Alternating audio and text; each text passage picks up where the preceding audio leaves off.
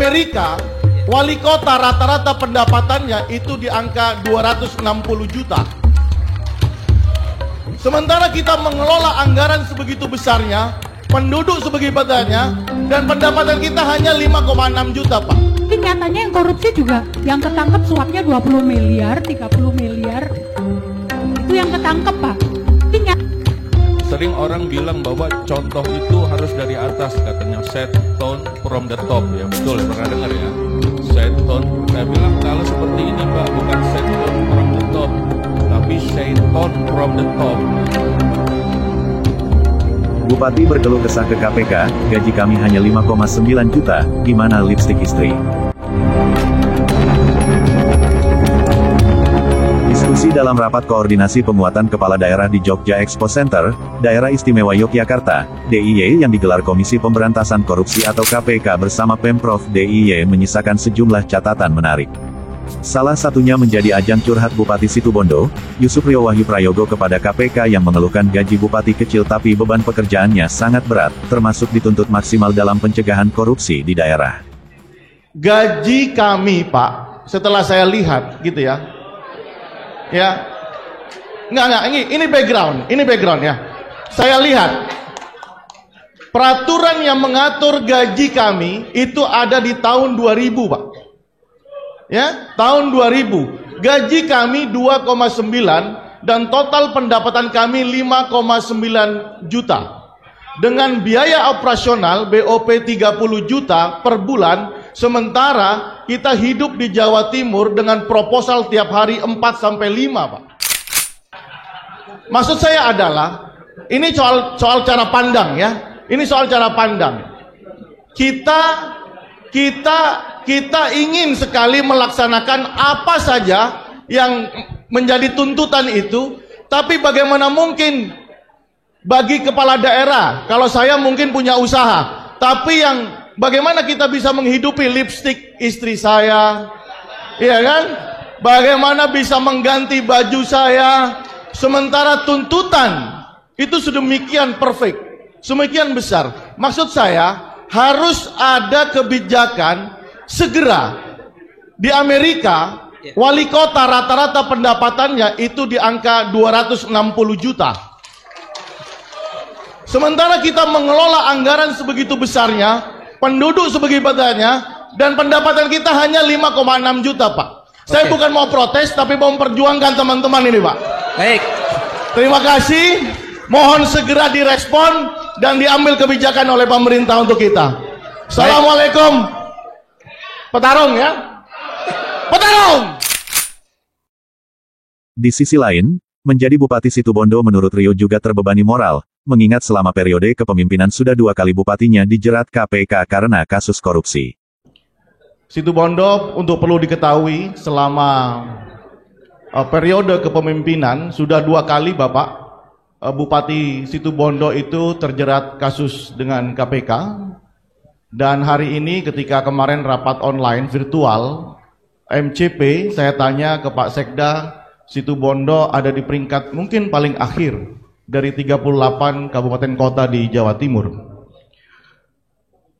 Nah, ketika ini terjadi, tentu menjadi beban moral kepada saya dan seluruh generasi yang akan menjadi bupati di Situbondo.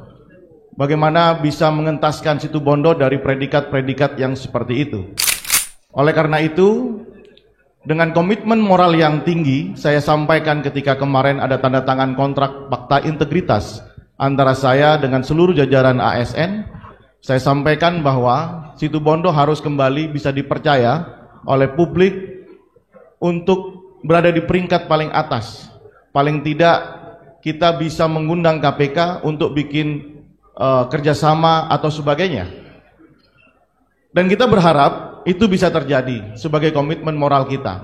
Nah, saya juga menyampaikan kepada seluruh jajaran untuk berhati-hati, untuk tidak bermain proyek atau tidak memarkup anggaran atau apa saja yang tadi sudah disampaikan, itu sudah saya sampaikan semua kepada jajaran saya.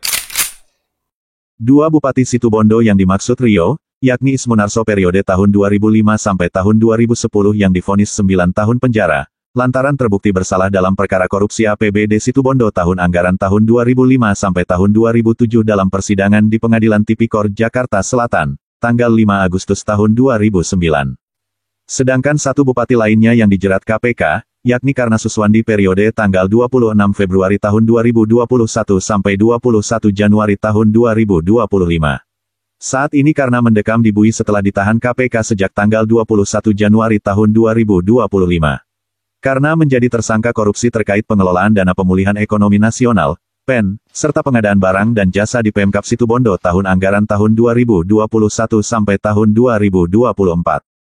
Menanggapi keluh kesah Rio, narasumber yang juga Direktur Koordinasi dan Supervisi Wilayah 3 KPK, Eli Kusumastuti menyampaikan untuk membangun good governance yang utama memang komitmen dan tidak boleh setengah-setengah. Lalu soal gaji bupati yang dinilai Rio masih rendah, meski Eli prihatin tapi tidak bisa menjadi alasan bagi kepala daerah untuk boleh melakukan tipu-tipu. Tadi karena Bapak sampaikan gaji hanya 5,9, BOD-nya hanya 30 juta, kebutuhannya banyak. Tetapi itu pun Bapak, ini secara kita bicara soal integritas ya Pak, tidak bisa juga menjadi alasan juga untuk boleh melakukan fraud. Karena kalau kurangnya segini tapi nyatanya yang korupsi juga, yang ketangkep suapnya 20 miliar, 30 miliar, itu yang ketangkep Pak. Yang kita tidak bisa deteksi, kita tidak tahu lagi. Kaitan dengan itu nanti sebenarnya dari pihak pencegahan, dari monitoring, sudah melakukan kajian untuk remunerasi dan mudah-mudahan akan segera kita ajukan. Kita pun juga nggak mau Pak. Yang tepuk tangan cuma satu, wah. Nanti ada dari Wada. Tetapi Pak, pada prinsipnya saya sendiri juga sedih Pak kalau hanya segitu. Bahkan dari inspektorat, terutama Irban, juga sudah mengajukan dari beberapa waktu yang lalu, mengajukan untuk naiklah tunjangannya karena tugasnya berat sebagai garda terdepan pencegahan korupsi di daerah. Early warning system ada di mereka, deteksi dini ada di mereka. Mereka juga harus memberikan probity audit, juga harus memberikan quality assurance. Tapi gajinya kecil, mandatorinya saat bergabrek namanya nyiksa orang. Dan itu juga sudah menjadi PR kami untuk kita koordinasikan ke Menpan RB dan ke Kementerian Keuangan. Kemudian ya kita doakan aja Pak, kita kan semua pengennya dorong ke situ kan ya Pak. Narasumber lainnya, Koordinator Harian Stranas Pencegahan Korupsi, PK, yang juga Direktur LHKPN KPK, Herda Helmijaya mengaku bisa merasakan keluh kesah Rio, karena dia pernah menjadi penjabat, PJ Bupati Nagekeo Nusa Tenggara Timur, NTT, dan PJ Bupati Kudus, Jawa Tengah. Terima kasih Pak Rio. Saya juga merasakan apa yang Bapak rasakan kok Pak.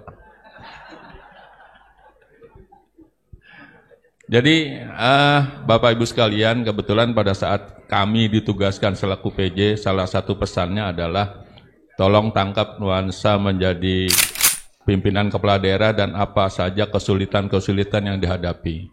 Mungkin dalam waktu dekat kami akan laporkan ke Kementerian Dalam Negeri, dalam hal ini Bapak Menteri Dalam Negeri, sekaligus menyampaikan salah satunya yang disampaikan oleh Pak Rio gitu, karena kami merasakan gitu.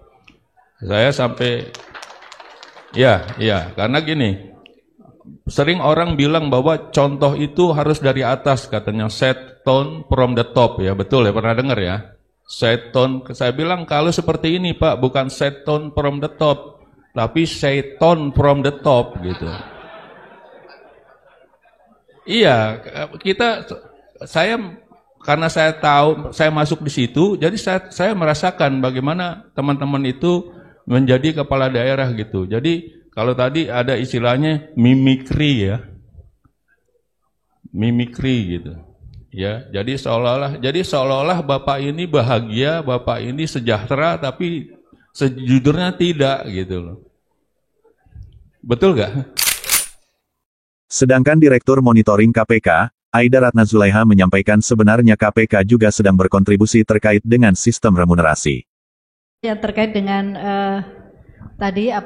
gaji, jadi Bapak dan Ibu menginfokan bahwa di KPK juga mencoba berkontribusi terkait dengan sistem remunerasi ini. Jadi di akhir tahun 2024 kemarin kami sudah menghasilkan kajian terkait dengan sistem remunerasi nasional yang rekomendasinya itu sampai pada titik berapa sebenarnya besaran minimal remunerasi pada setiap tingkatan gitu ya, tingkatan baik kepala daerah, kemudian sampai ke mungkin golongan terendah gitu. Kemudian juga memberikan rekomendasi terkait sumber apa saja yang bisa digunakan dan sampai ke pensiun juga, di titik pensiun. Jadi secara umum kita menemukan hambatan utama yang selalu menjadi alasan terkait dengan tata kelola remunerasi ini adalah APBN yang terbatas. Tetapi kemudian kita mencoba menganalisis, ternyata bukan di situ masalahnya. Kita melihat bahwa ternyata terkait dengan take home pay itu ada disparitas yang sangat tinggi. Misalnya di pusat ya, di Kementerian Pusat itu antara Kementerian Keuangan dengan Kementerian Sosial misalnya, itu kalau dilihat disparitasnya sangat berbeda. Padahal pasti di kedua kementerian itu bidangnya semuanya ahli di bidang masing-masing. Kita coba analisis itu. Kemudian kalau pemerintah daerah misalnya, kalau ke kota kabupaten misalnya antara Pemkot Surabaya dengan Pemkab mungkin Pacitan gitu, mungkin disparitasnya sangat tinggi. Nah, itu salah satu yang kemudian kita coba analisis. Kemudian kita juga menganalisis ternyata komponen gaji atau komponen take home pay-nya di Indonesia itu terlalu banyak gitu. Jadi mulai dari gaji pokok, ada tunjangannya perintilan banyak sekali, kemudian fasilitas, bahkan beberapa kalau di pusat atau di pemerintah provinsi itu ada yang merangkap jabatan misalnya dengan komisaris dan seterusnya. Nah, itu membuat juga komponen yang terlalu banyak itu membuat seakan-akan kalau kita bicara tentang take home pay atau gaji itu akan sangat berbeda antar satu lembaga dengan lembaga yang lain. Nah, best practice-nya di tempat misalnya di negara lain umumnya hanya 1 atau 2 komponen gaji atau take home pay ini. Nah, saat ini rekomendasi yang disampaikan oleh KPK itu sudah proses pembahasan di Kemenpan RB, kemudian kita juga akan menyampaikannya kepada Kementerian Keuangan, tetapi kita juga sudah bersurat ke Presiden juga terkait dengan rekomendasi KPK. Semoga di dalam pembahasan ini nanti kita ada upaya-upaya untuk menuju kepada perbaikan sistem remunerasi nasional hingga sistem pensiunnya.